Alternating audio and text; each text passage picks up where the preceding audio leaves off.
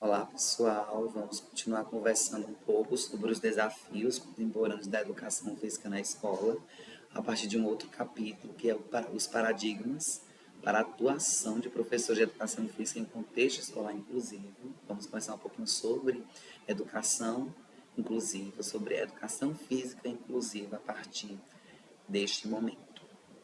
Quando nós falamos sobre educação inclusiva, é importante considerar que a escola ela foi considerada um espaço privilegiado para determinados grupos. E aí, consequentemente, muitas pessoas acabaram sendo excluídas. E dentre essas pessoas que foram excluídas estão as pessoas com deficiência. Dentro dessa discussão sobre a questão da educação inclusiva, alguns marcos eles são importantes, como a Declaração de Salamanca, que começa a trazer a expressão, a discussão sobre a educação inclusiva e a própria Lei de Diretriz e Base da Educação brasileira, que traz sobre um tópico, um momento sobre para falar sobre a educação especial. Muito embora na prática tenha se mantido um distanciamento da legislação, ou seja, na prática o que se percebeu fazendo um gancho com a educação física, por exemplo, que as práticas corporais das atividades com movimento, elas continuavam excluindo indivíduos e grupos que estavam fora dos padrões que a escola divulgava, publicizava. Neste sentido de debate, é importante trazer alguns paradigmas históricos que debatem e trazem apontamentos importantes sobre a educação especial. Destes 4 paradigmas que eu irei apresentar para vocês, 3 deles o Brasil vivenciou. Nós tivemos os paradigmas de ações, que eles remontam ao fim do século XIX, os fins do século XIX, e tratava-se de retirar as pessoas da sua comunidade de origem, segregando elas em instituições ou em escolas especiais. Diante dessa segregação, houve um processo de desinstitucionalização para que pudesse trazer essas pessoas que estavam segregadas em espaços como hospitais, como locais específicos para aglomerar essas pessoas, escolas especiais para elas, passarem a ser integradas ao meio social. O segundo paradigma é o paradigma de serviços, que já se refere a meados do século XX e traz uma série de serviços para as pessoas com deficiência elas serem consideradas prontas como se fossem habilitadas. Então, um conjunto de ações seriam importantes para fazer com que essas pessoas pudessem ficar prontas para serem inseridas na sociedade. O que é um equívoco, porque se tratando de seres humanos e com as pessoas com deficiência, obviamente, não é diferente. Supor que alguém vai estar realmente habilitado para integrar socialmente é um equívoco, porque nós, seres humanos, nós somos seres singulares, com as nossas particularidades, com as nossas mutabilidades e as nossas diferenças. O terceiro paradigma foi o paradigma de suportes, e ele foi um suporte real para que pudéssemos pensar na inclusão em todas as áreas, em várias áreas da sociedade, na escola, nos espaços institucionais fora da escola, passando a ser usado, portanto, a partir daí, o termo inclusão.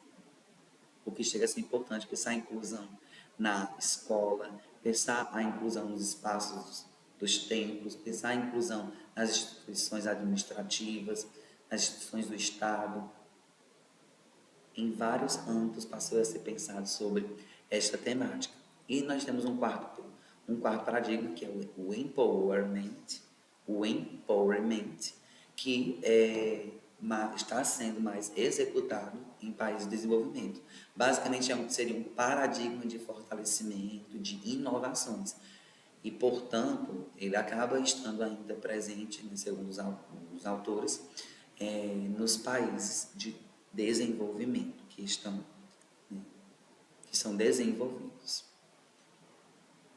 Posteriormente, vai sendo feita uma discussão de que há uma evidência em relação ao despreparo das práticas pedagógicas educacionais na maioria das redes regulares. E isso também ocorre com a educação física, trazendo, portanto, dificuldades de adaptação arquitetônica relacionada à acessibilidade da infraestrutura escolar e também adaptações na própria pedagogia das escolas de modo geral, nas formas, nas atividades, nas metodologias, nas formas de avaliação, de ensinar, enfim, em N espaços que precisariam de acessibilidade.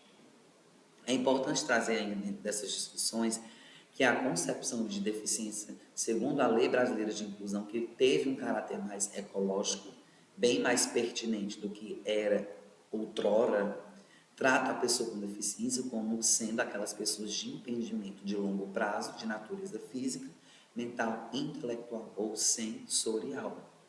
Então, acaba fazendo com que possa ser visualizada essas pessoas como ainda assim seres possíveis de viver em sociedade, de desenvolverem papéis apenas necessitando de algumas adaptações em virtude de alguns dos seus impedimentos. Ou seja, a exclusão não pode ser mais justificada. No segundo tópico, eles falam sobre a educação física em um contexto inclusivo, e traz que é importante que se pense em planejar programas educacionais flexíveis para os diversos alunos. E citam a BNCC como explicitando um compromisso com a educação integral, o que, de certo modo, toca nessa perspectiva de uma educação mais flexível que abarque todos os estudantes. E esse compromisso com a educação integral, no contexto da educação básica, ela visaria a formação e o desenvolvimento humano global em todos os campos, espiritual, físico, afetivo, cognitivo, motor, estético, poético, assumindo assim uma visão plural, singular e integral da criança, do adolescente, do jovem, do adulto. A partir do momento em que o meu aluno ele vai ser visto em toda a sua integridade, na sua pluralidade e singularidade, há espaço para a gente pensar o lugar das pessoas com deficiência nos currículos e, consequentemente, nas escolas. Para que a inclusão realmente ela ocorra, os autores trazem alguns aspectos, alguns elementos que são importantes de serem considerados. A dimensão da acessibilidade. Então, nós precisamos de acessibilidade em todos os espaços para atender às necessidades dos nossos estudantes e das pessoas que têm algumas necessidades educacionais especiais. O desenho universal também tem que estar preparado. A tecnologia assistiva ou a ajuda técnica, né, que são recursos que contribuem para a participação autônoma das pessoas com deficiência.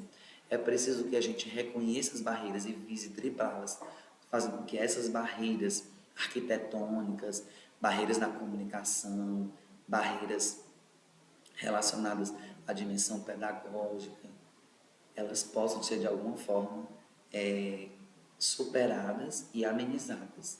É preciso também que a gente considere nesse processo de inclusão a comunicação, que nós consideramos todas as possibilidades de comunicação e ensinemos através, né, da língua brasileira de sinais, adaptando a nossas formas de instruir os nossos estudantes, utilizando demonstrações para atender, por exemplo, as pessoas surdas, utilizando materiais audiovisuais, diversas possibilidades para que possa atender às necessidades específicas dos nossos educandos. Pensar também na dimensão da urbanização do entorno, do espaço desses lugares que as pessoas com deficiência frequentam. A perspectiva de um profissional de apoio escolar para ajudar na resolução das tarefas em âmbito escolar, educacional, e também na perspectiva do acompanhante, que é aquela pessoa que vai estar ali mais diretamente vinculada com aquela pessoa que necessita, obviamente, de alguns cuidados específicos. Quando nós pegamos a história da educação física, nós iremos perceber que ela foi permeada por abordagens excludentes. A abordagem militarista, tecnicista e esportivista, elas tratavam os sujeitos, os seus estudantes, como máquinas, tratavam como pessoas que deveriam desenvolver, sobretudo, os seus rendimentos e as suas performances, independente das suas individualidades.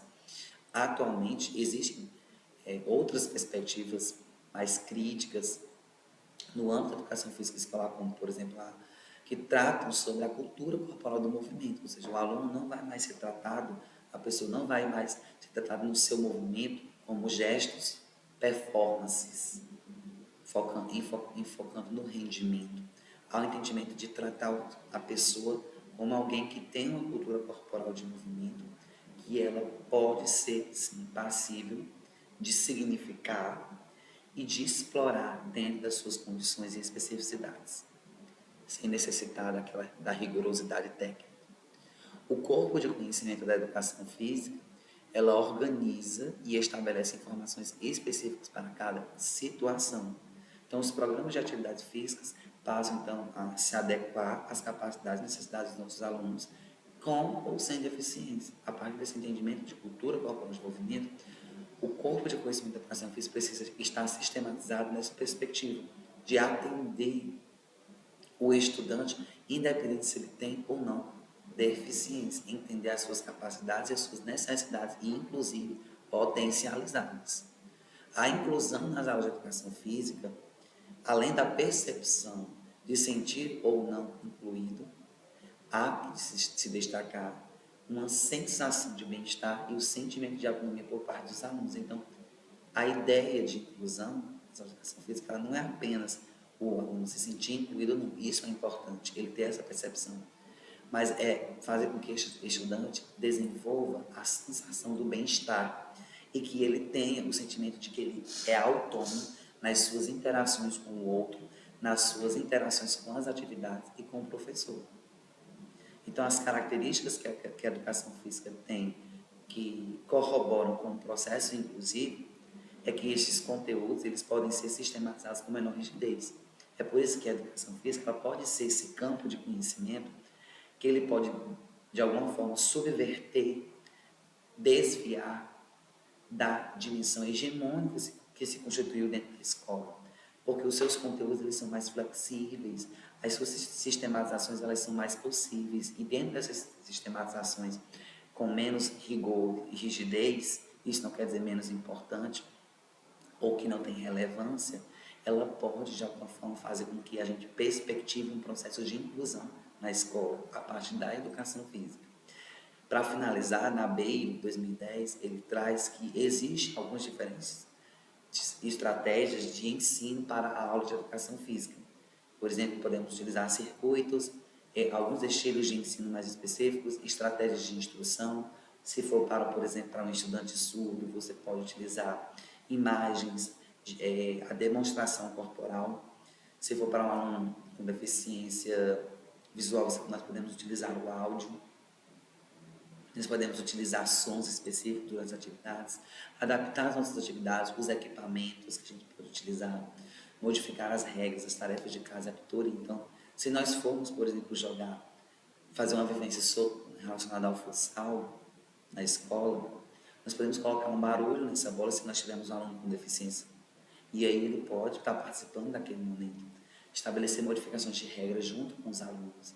As tarefas de casa, a tutoria, está sempre também amparando este estudante. Então, pensar nesses paradigmas de professores, né, da atuação dos professores, da educação física em contexto escolar inclusive, é possível a partir da educação física. E com isso a gente consiga driblar este caminho histórico que veio de exclusão dessas pessoas no espaço escolar, no espaço educacional e também na educação física. Forte abraço e bons estudos.